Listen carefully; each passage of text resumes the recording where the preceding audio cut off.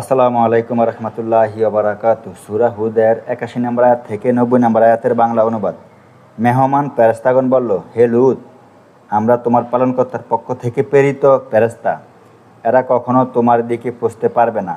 ব্যাস, তুমি কিছুটা রাত থাকতে থাকতে নিজের লোকজন নিয়ে বাইরে চলে যাও, আর তোমাদের কেউ যেন পিছনে ফিরে না তাকায়। কিন্তু তোমার স্ত্রী নিশ্চয়ই তার উপরও তা আপতিত হবে, যা ওদের উপর আপতিত হবে। ভোরবেলায় তাদের প্রতিশ্রুতির সময়। ভোর কি খুব নিকটে নয়? অবশেষে যখন আমার হুকুম এসে পৌঁছল, তখন আমি উক্ত জনপদের উপরকে নিচে করে দিলাম এবং তার উপর স্তরে স্তরে কাকর পাথর বর্ষণ করালাম, যার প্রতিটি তোমার পালনকর্তার নিকট চিহ্নিত ছিল, আর সেই পাপিষ্ঠদের থেকে খুব দূরেও নয়। আর মাদইয়ানবাসীদের প্রতি তাদের ভাই শোয়েবকে প্রেরণ করেছি। তিনি বললেন, হে আমার কওম, আল্লাহর বন্দেগী করো, তিনি ছাড়া তোমাদের কোনো মাবুদ নাই। আর পরিমাপেও ওজনে কম দিও না। আজ আমি তোমাদেরকে ভালো অবস্থায় দেখছি, কিন্তু আমি তোমাদের উপর এমন একদিন আযাবের আশঙ্কা করেছি যে দিনটি পরিবেষ্টনকারী।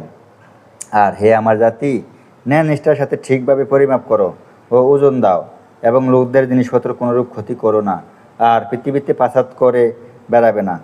আল্লাহ প্রদত্ত উদ্বৃত্ত তোমাদের জন্য উত্তম, যদি তোমরা ইমানদার হও।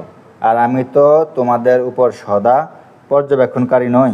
তারা বলল, হে শোয়েব, আপনার সালাত কি আপনাকে তাই শিক্ষা দেয় যে আমরা ওইসব উপাস্যদেরকে পরিত্যাগ করব, আমাদের বাপ দাদারা যাদের উপাসনা করত, অথবা আমাদের ধন সম্পদে ইচ্ছামতো যা কিছু করে থাকি তা ছেড়ে দেব? আপনি তো একজন খাস মহৎ ব্যক্তি ও সৎপথের প্রতীক। শোয়েব বললেন, হে আমার জাতি, তোমরা কি মনে করো আমি যদি আমার পরওয়ারদিগারের পক্ষ থেকে সুস্পষ্ট দলিলের উপর কায়েম থাকি, আর তিনি যদি নিজের পক্ষ থেকে আমাকে উত্তম রিজিক দান করে থাকেন, তবে কি আমি তার হুকুম অমান্য করতে পারি? আর আমি চাই না যে তোমাদেরকে যা ছাড়াইতে চাই, পরে আমি নিজেই সেই কাজে লিপ্ত হব। আমি তো যথাসাধ্য শুধরাতে চাই। আল্লাহর মদদ দ্বারাই কিন্তু কাজ হয়ে থাকে।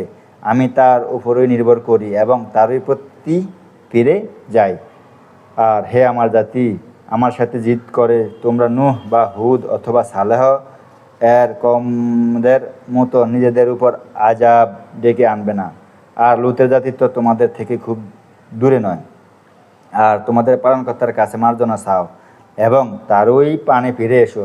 নিশ্চয়ই আমার পরওয়ারদিগার খুবই মেহেরবান, অতি স্নেহময়। আসসালামু আলাইকুম রহমতুল্লাহি ওয়া বারাকাতুহু।